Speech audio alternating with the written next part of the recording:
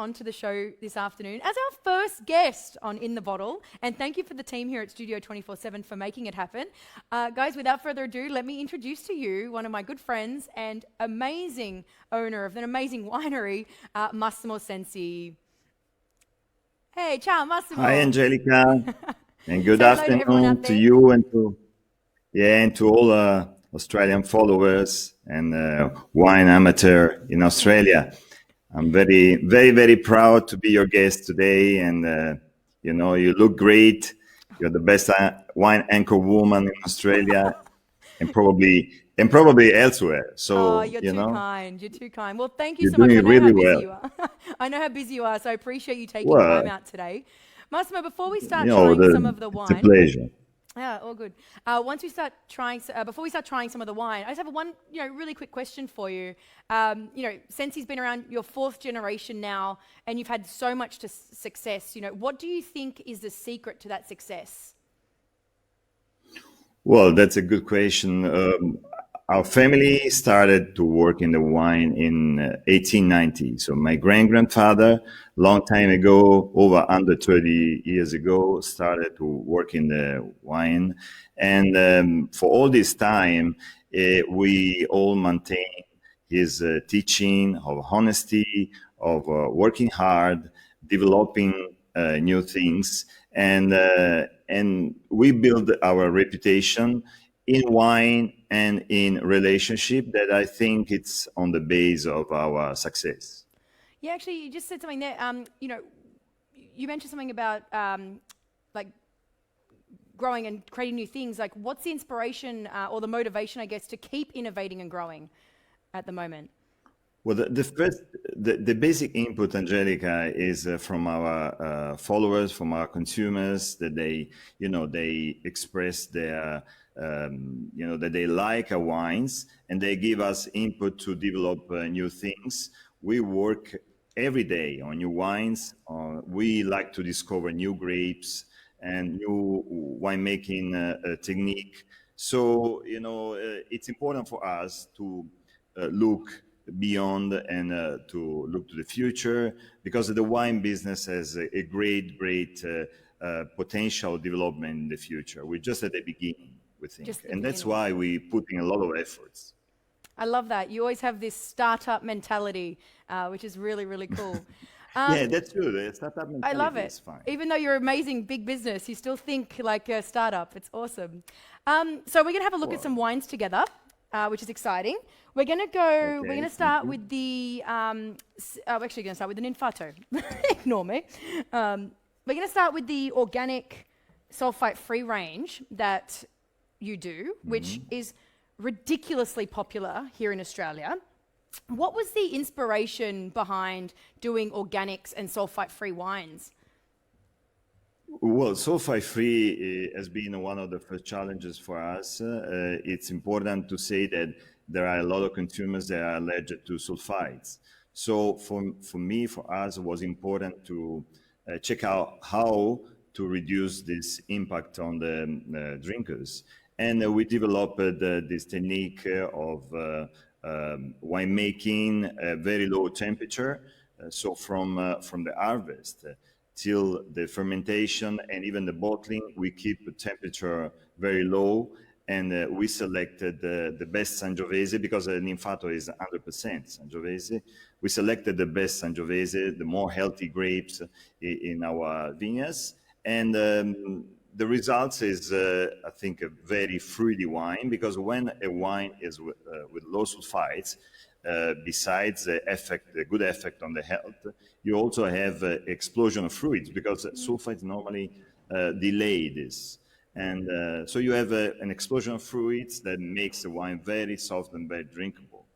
You're very right with the explosion of fruit. Like, it just pops out of the glass. It's very aromatic for a Sangiovese. Very aromatic.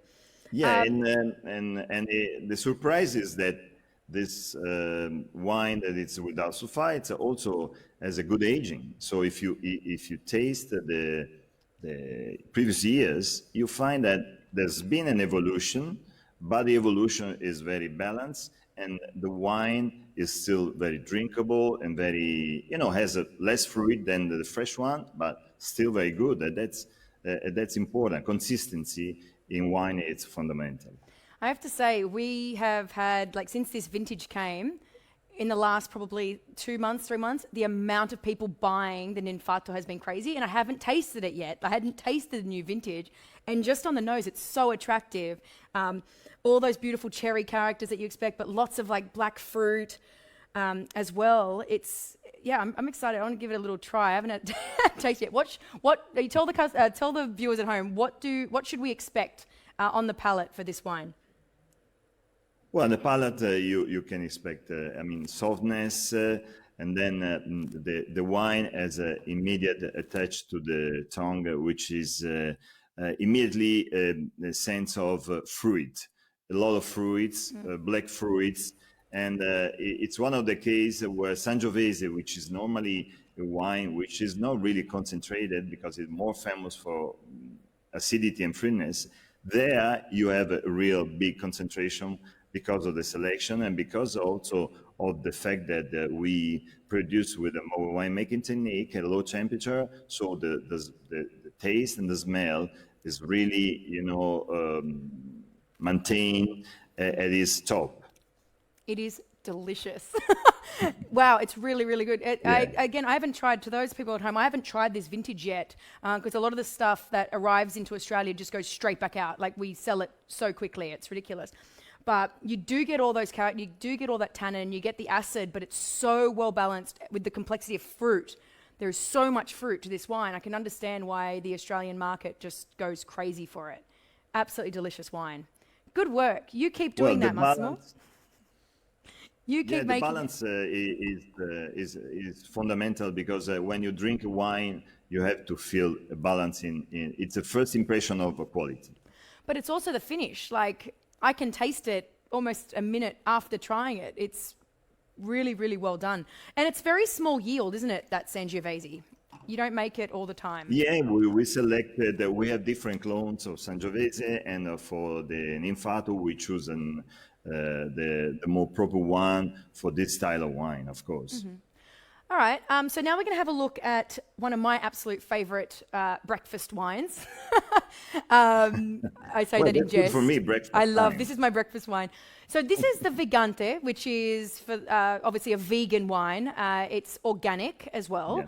Can you explain what the difference is in making this wine compared to, say, your Campoluce or the Sensi Collection Pinot Grigio, Chianti, for instance?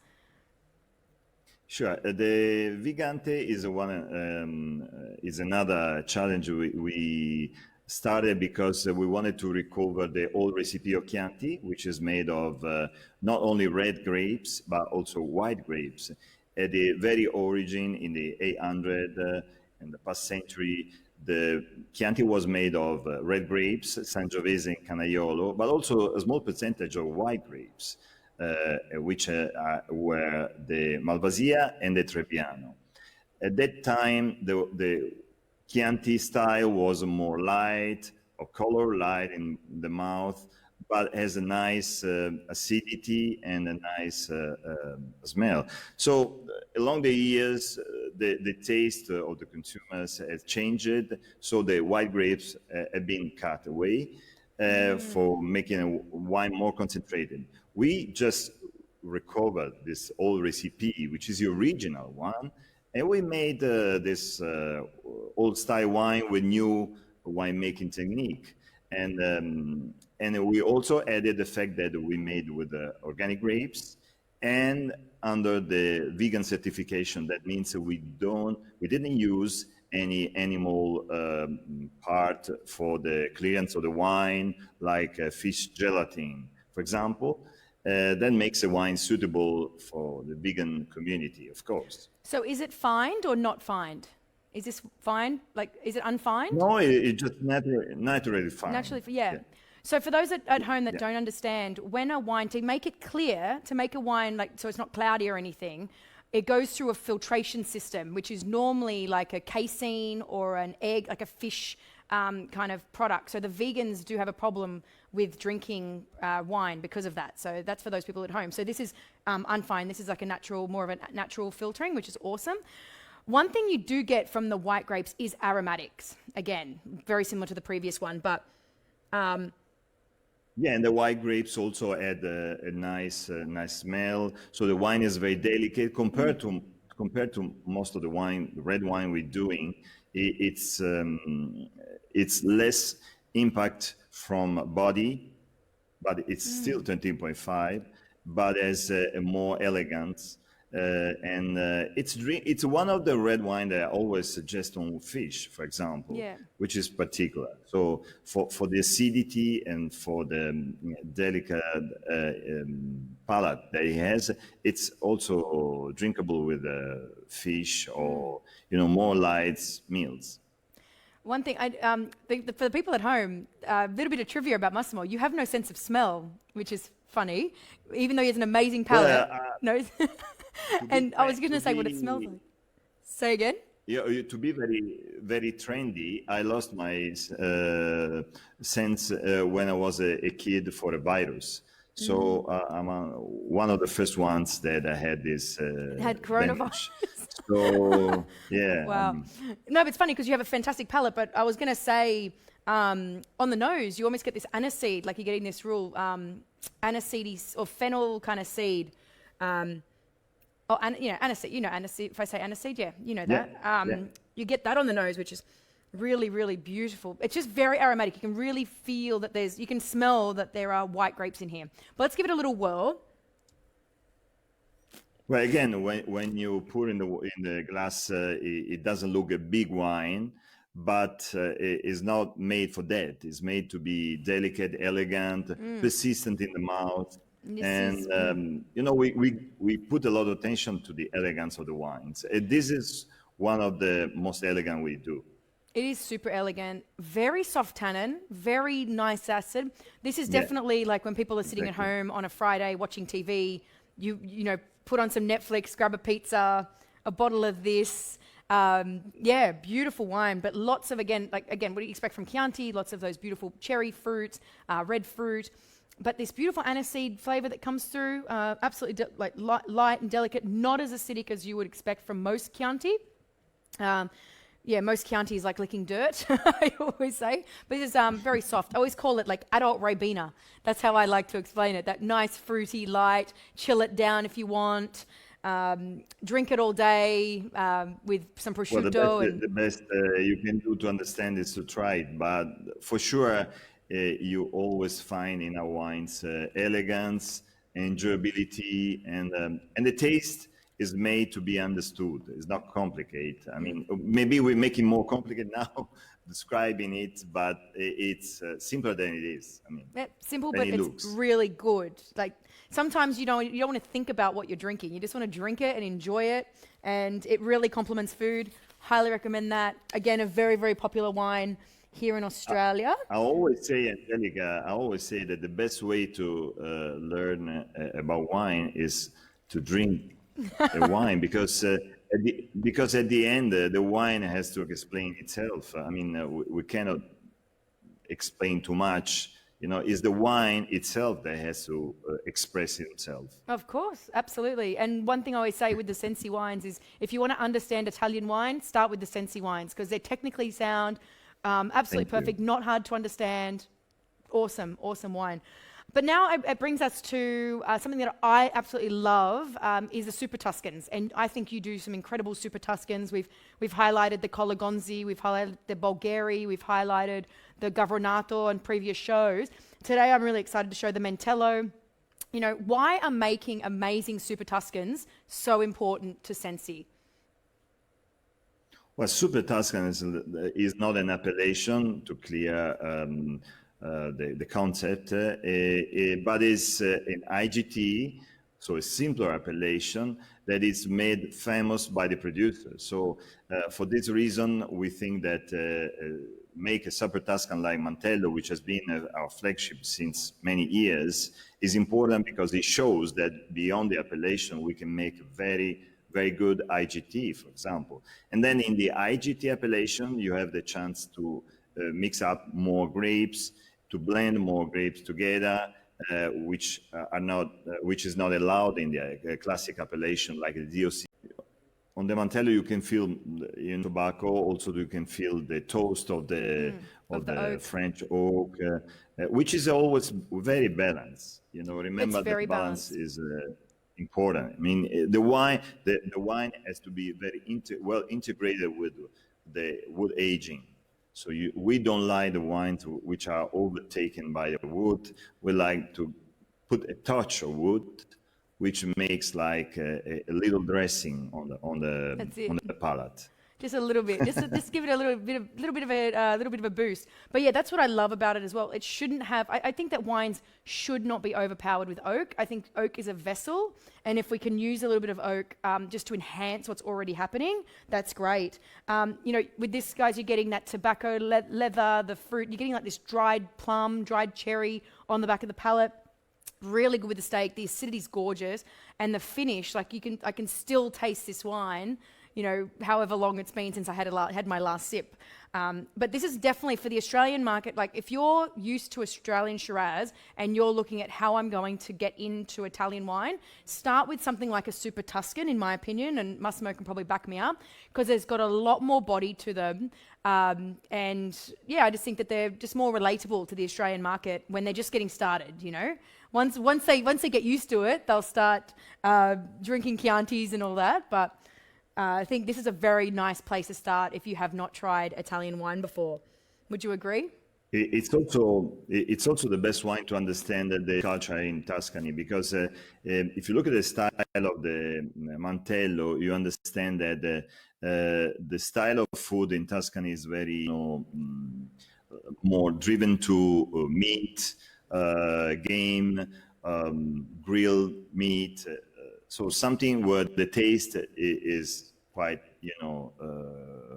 strong, and the Mantello with the softness, it's a nice, balance in this Tuscan traditional meal.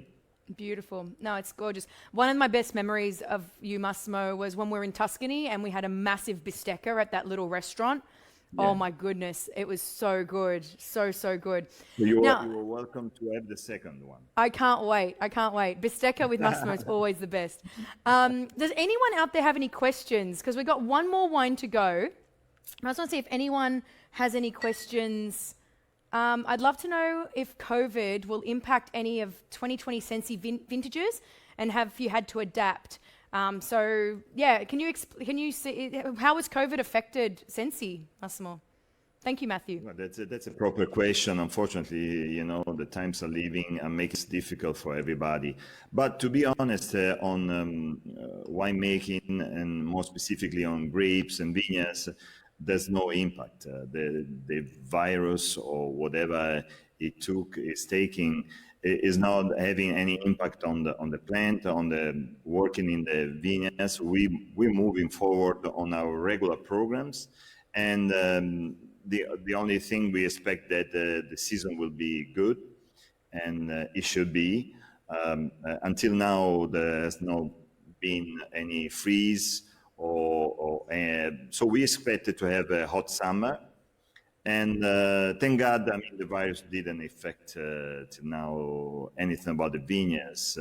It will probably create some other trouble, in the market, because there are a lot of restaurants closed still in Italy. We just opened up, and but we like to be positive, and we think that we'll cross over this. Beautiful, thank you. Is there any other questions out there? No, awesome. Well, I have a really quick question. Can you let us in on any secrets of what's in development for the future? That's a good question, but I can tell you, because we are good friends. We're working this on... is going to... No one's going to see this. Okay, thank you, because it's really secret. I don't want to... I want to know the secrets. Come on. What are the secrets? Secrets today. But anyway, any jokes apart, we work in a super white Tuscan wine.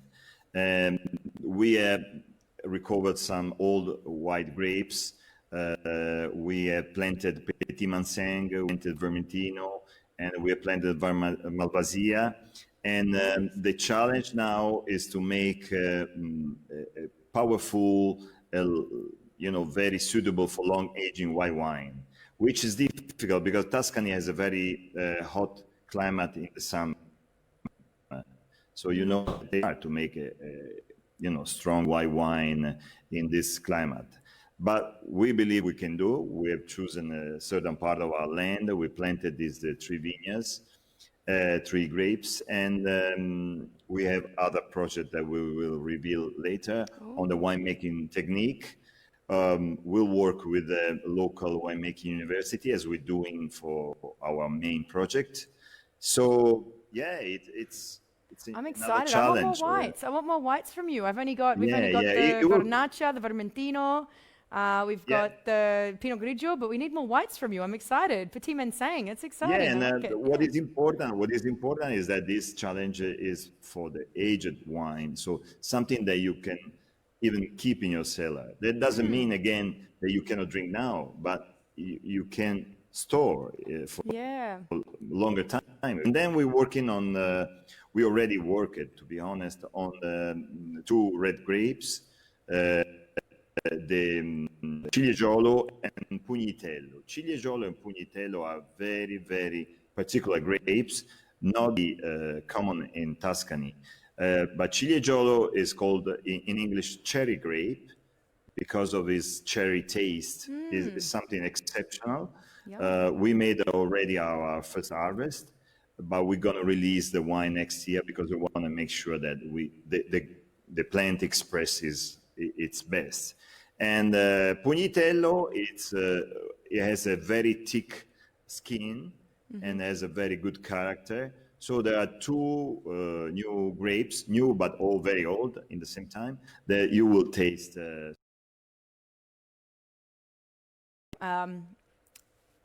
Super chalky tannin. Yeah, great with food. But you're getting a lot, even though it's 2014, you're getting all that cherry coming through on the palate, which is really good. Well, the Sangiovese in Montalcino is a very small hill, as many wine might know. So you have a different exposure, different temperature, different soil. That's why Montalcino is very important. And there you can have also, of course, different taste of the Sangiovese. And but all that chalk and all that dry tannin, like the really dry tannin, lovely acid, so well integrated. How long in oak does this? How long does this have to stay in oak? Remind me.